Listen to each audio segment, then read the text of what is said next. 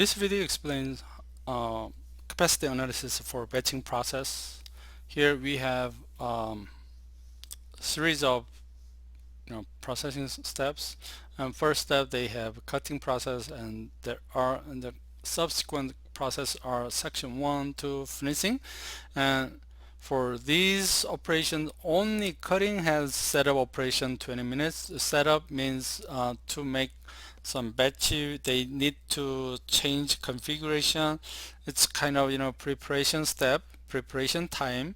So for this case, it takes 20 minutes, but for individual um, part or product, it takes only 4 minutes. And there is only one machine. Section 1, it takes 40 minutes, but however, there are 8 resources. Section 2, 30 minutes, it takes 30 minutes, but there are 5 workers. Finishing, it takes 3 minutes, there is only 1 worker. Then from now, and we have to analyze this capacity. For this case, capacity for batching process will change. It depends on batch size. We will see that. But other 3 options, even if you increase or decrease the batch size, doesn't matter, their capacity will be the same, consistent. So I prepared this Excel spreadsheet, and now first of all, we can provide any number of batches, so you can start 4, 5, whatever number, 5, 5, 5. So if we have 5 batch size, what is batching processing time? Batching processing time is simply setup time plus unit processing time resource number batch size, right? So we can use those equation. To do that, we highlight all these, then we can add name. To add name, you can click formula, and you can create from selection, and then you can add this name. So we add name. So what does naming mean? So if you click this cell, and the cell name is here B2, but however, if you highlight all these, name will be changed. I mean, this whole 4 different number, 20000, this all of them is name. The name is setup. And how about this? B3, see 3, and the 3 is 3. But however, if you highlight all this, then the name will be unit processing time. And batching is given, so you can define any size of batch size right now. But what is batching time? Batching processing time. For this case, it takes the setup time, right? Without respect to 0 or whatever number, you can say you have to prepare some time, right? Setup time, and plus it takes unit processing time,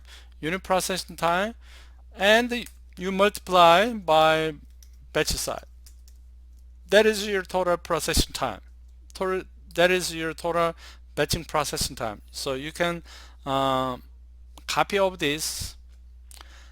Then if you have this batching size, for this batch size 5, then it takes 40 minutes.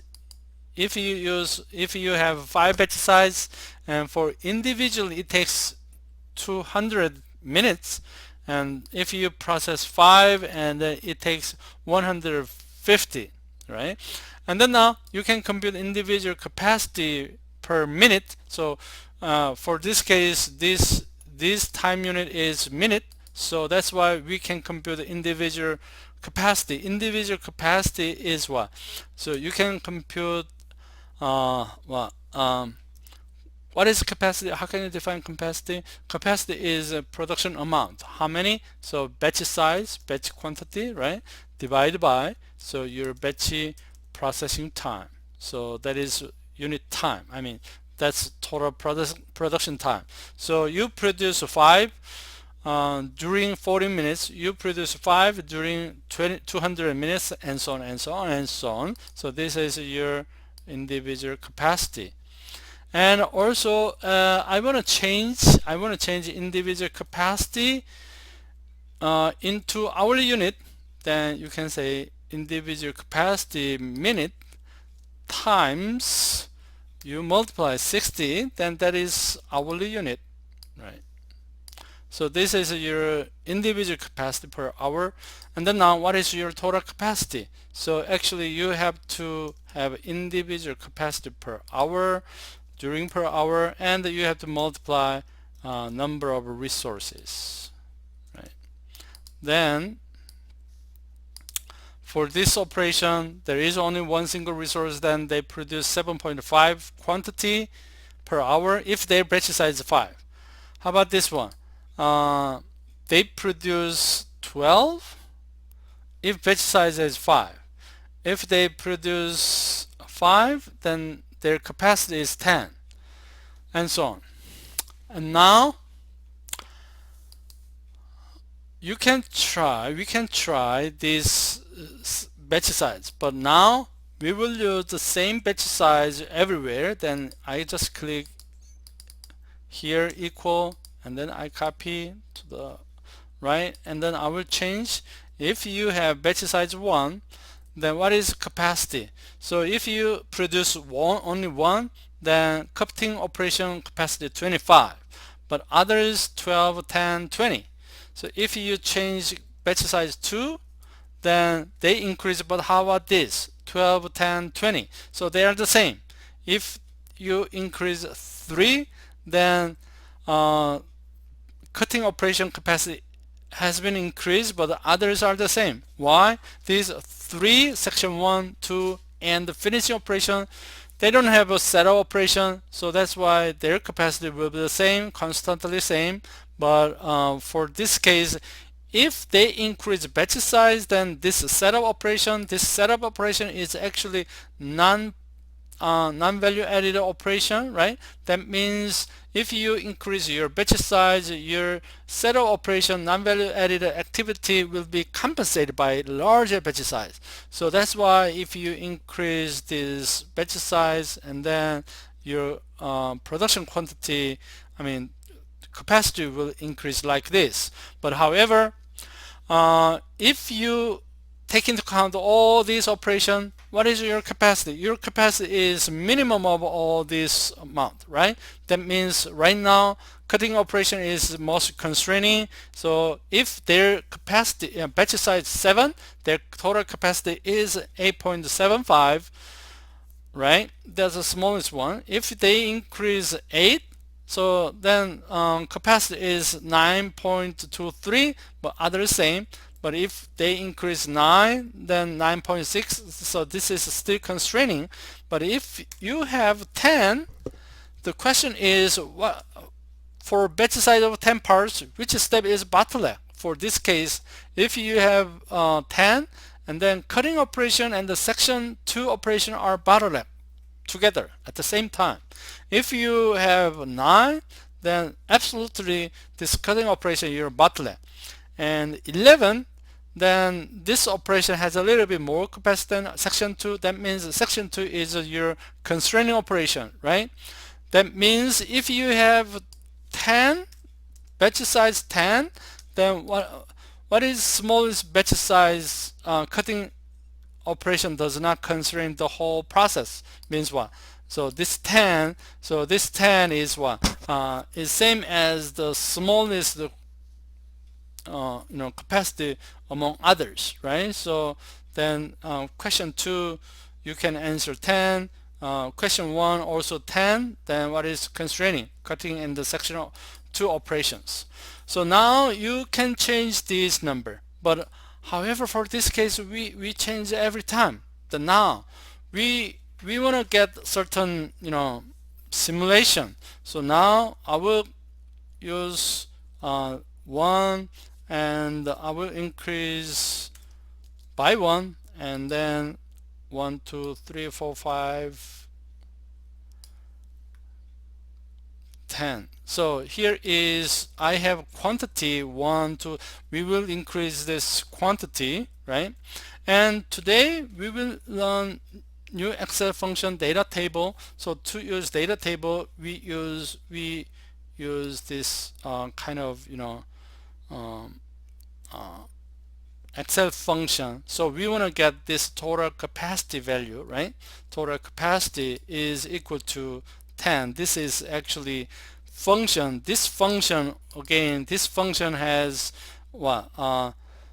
Individual capacity, individual capacity refer to this per minute capacity refer to batching processing time, right? Batching processing time refers to batch size, means what? Finally, if you decide this batch size, then you can compute eventually total capacity. You can compute this total capacity.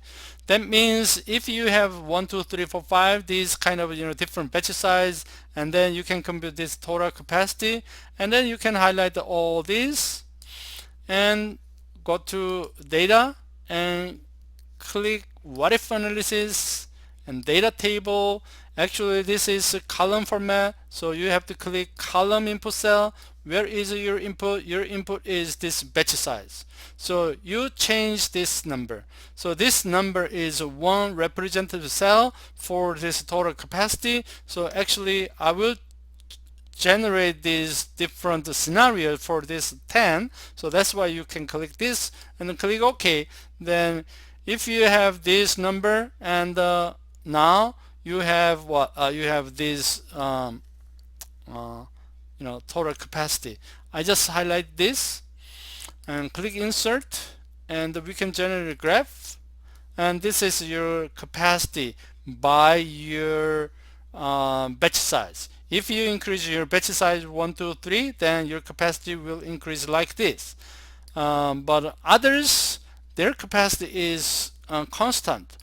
Section 1 just 12, section 2 is 10, section 3 finishing is 20. Then less than where is batch size? 10 here. So for this case, your batch size, your capacity is 10. What is your quantity? Exactly 10, right? So if you look at this 10, so you want to figure out this 10, and then you will get this capacity, right?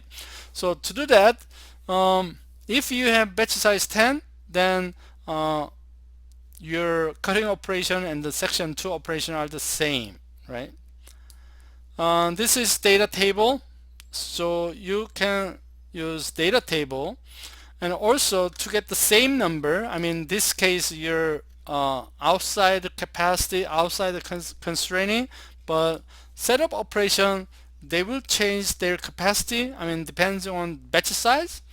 Then we can use another idea to get the same number, I mean total quantity, this total capacity, we want to get this total capacity as 10. So what is your batch size? I will click this, and then you can click data and the what if analysis. Now you can use goal-seek analysis, and your target cell is B10, and what is your value? Your target value is 10, and you can change your batch size. This is your batch size number, and click OK, and finally this is very close, I mean 9.9999. So this is kind of almost 10, but it's not exactly numerically, there is some allowance, but anyhow you get the very close number, I mean 9.9999.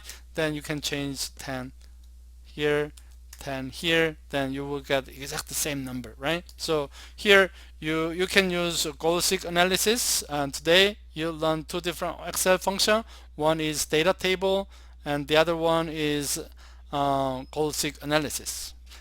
Please practice this.